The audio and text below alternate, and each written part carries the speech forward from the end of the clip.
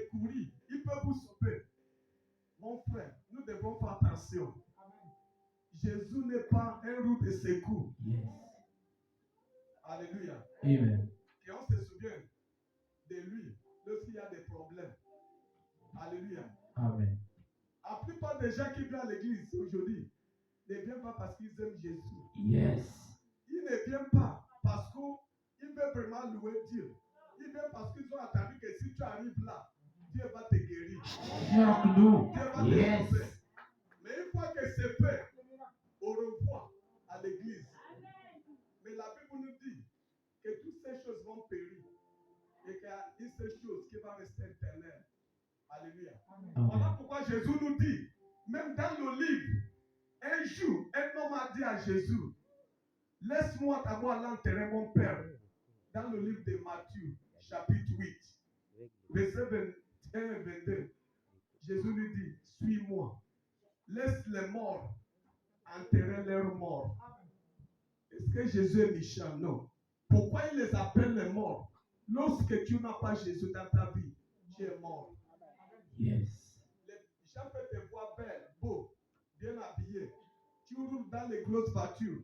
Tu as des grandes maisons, des grands magasins. Tu travailles dans un grand bureau. Mais aussi longtemps que tu n'as pas Jésus en toi, mon frère, tu ne vis pas. Choc.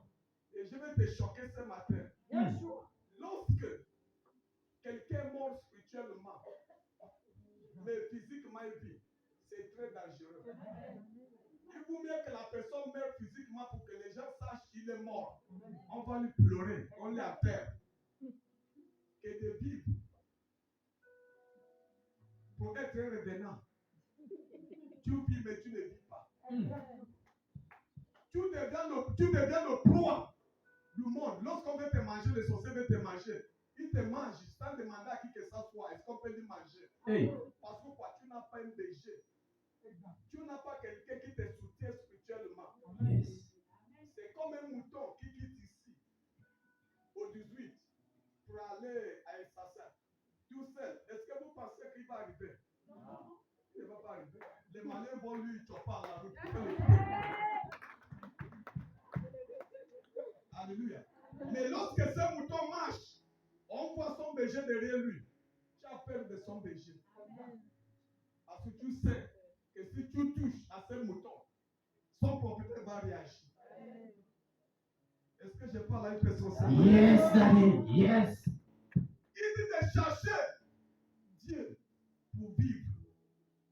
Il dit, n'allez pas, ne craignez pas ce qui foule la loi de Dieu au pied. Mais aujourd'hui, on respecte les hommes plus que Dieu. On respecte les gens plus que notre Créateur.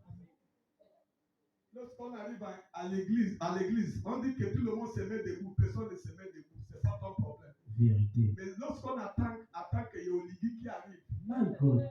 à 8 heures, à 2 heures du matin, il y a les gens qui vont déjà aller prendre la place. Debout.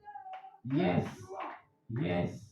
Parce que quoi, on sait qu'après, il va te donner un canette de coca pour 5 Vérité. 000 francs.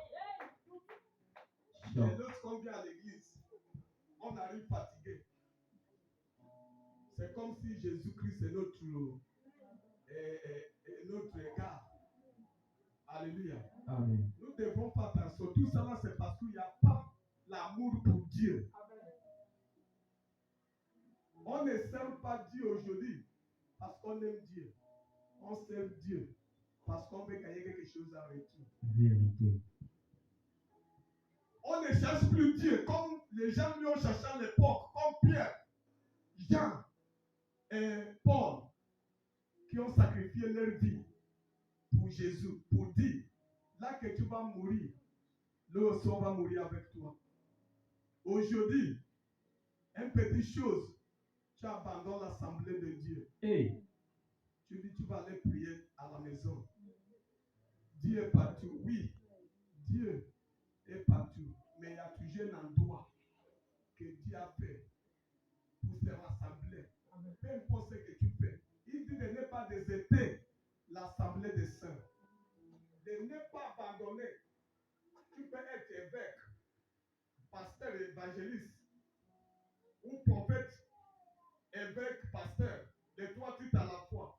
Mais tu dois toujours prier avec les autres. Parce que des fois, la grâce de l'autre, c'est lui que tu mépris. Sa grâce va faire en sorte que Dieu va t'exaucer. Amen. Alléluia. Amen. Dieu dit de ne pas aller à Bethel, de ne pas venir seulement à l'église. L'église, d'abord, c'est quoi? L'église, Bethel que vous voyez, c'est les 4 murs. Mais l'église, c'est vous et moi. C'est nous qui sommes rassemblés là. C'est ça qu'on appelle une église. Mais aujourd'hui, les gens confondent l'église et les 4 murs. Alléluia. Ça, c'est les Amen. 4 murs. La Bible dit que tout cela sera détruit un jour. Quel que soit, même arrêtez de souffrir. Parce que je peux voir que c'est d'abord l'église la mieux construite au Gabon pour l'instant. Un jour, tout cela va tomber. Mais si tu as Jésus, tu ne vas jamais tomber. Amen. Une fois que tu as Jésus, tu as de la solution. Yes. Où ça ne marche pas, quand tu arrives là, les choses commencent à marcher. Yes. Parce qu'il y a Jésus en toi. Yes. On peut même te chasser. On peut même te envoyer loin où il n'y a pas d'eau. Mais à cause de toi, Dieu va creuser l'eau. Yes. Parce que quoi? Tu as tout ce qu'il faut avec toi. Quand tu as Jésus, tu as tout pour réussir dans la vie. Ce n'est pas tes diplômes. Jamais aujourd'hui, j'attends les gens aujourd'hui qui disent j'ai réussi grâce à mes études. Si j'ai du travail aujourd'hui, c'est grâce à mes diplômes. C'est plus que toi. Mais qui ne travaille pas. Choc. Mais à ton petit niveau, Dieu t'a fait grâce. Aujourd'hui, tu veux te enfler. Tu veux lever les épaules. Tu me connais. Tu connais où je travaille. Je t'enferme. Personne ne viendra te demander. Alléluia. Amen. Alléluia. Amen. Tu me connais. C'est moi qui commande. Au milieu de toi, il y a celui qui commande tout le monde. Tu es étranger. Nous tous, nous sommes étrangers sous terre. Personne ne restera éternel sous terre. Nous sommes tous étrangers. Et ça me surprend souvent à l'église quand j'entends les frères et les sœurs dire tel étranger, c'est que tu n'as pas encore repenti. Je vais te dire la vérité. Il y a les mots. Jésus, lorsqu'il conseille, Paul, lorsqu'il conseillait certaines églises, il dit que ces gens de propos ne sortent pas de vos bouches. Que ces gens de choses ne sortent plus de vos bouches. Parce qu'on vous considère que vous êtes différents de ceux qui sont dans le monde. Mais lorsqu'on commence à entendre toujours la même chose, que ceux qui sont dans le monde parlent, quelle est la différence entre toi et ceux qui sont dans le monde? Qu'est-ce que tu vas les enseigner? Qu'est-ce que tu vas leur dire? Alléluia. Est-ce que je parle à une personne ce matin? Est-ce que le peuple de Dieu est présent? Dans le livre de Jean, chapitre 15, il dit que nous sommes des amants et que dans lui, ça veut dire, c'est le même message. Il dit de lui chercher pour vivre. Ça veut dire que sans Jésus, mon frère, tu n'es rien. Malgré ta beauté, mais malgré comment tu es élégant, malgré comment tu parles, malgré ton niveau des études, malgré ton bureau, il commence à jouer les tiercés. Yes. Yes. Tous les millions, tous les mallettes qui sont pour nos palais, Hey. c'est passé où? Parce qu'il n'y a pas Jésus. Parce Yes. que lorsqu'il n'y a pas Jésus, on vit à n'importe comment. Yes, Daddy. Je vais te dire, fais une petite révélation ce matin. Est-ce que lorsque j'étais à l'école des leaders, on nous dit, quand quelqu'un quitte chez lui, tu vas là à Montbouet, surtout les femmes, tu vas là acheter des fois Bible. Tu as déjà fait ton programme. Marie. Des fois même, parce que c'est moins cher.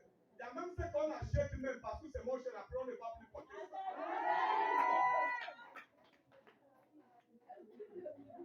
Ça veut dire quoi? Ça veut dire qu'un chrétien devrait marcher avec une vision précieuse. Précieuse. Quand tu fais ton programme, c'est ça ou c'est pas ça.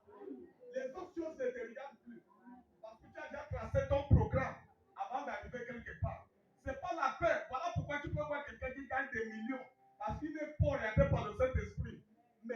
fin du monde, avant la fin du mois, il finit par prêter encore l'argent. Vérité. Il va aller chez celui qui ne gagne même pas la moitié de ce que lui gagne pour aller dire trouve-moi l'argent. Hey. Parce qu'il y a des dépenses inutiles que tu fais, que tu devrais corriger. Des fois, ce que nous pensons que c'est ça qui nous coûte l'argent, ce n'est pas ça qui coûte l'argent. C'est comme quelqu'un qui file, qui boit. Chaque jour, tu prends une bouteille. C'est 500. Avant la fin du mois, ça fait déjà 15 000. Sans compter les cigarettes, sans compter ce que tu vas acheter à tes amis. C'est des dépenses inutiles, mais que tu ne te rends pas compte. Mais tu te dis que c'est la nourriture que tu achètes à la maison. Ce n'est pas la nourriture que tu achètes à la maison. Ce sont les dépenses imprévues que tu fais. C'est ça qui finit ton argent. C'est ça qui bouffe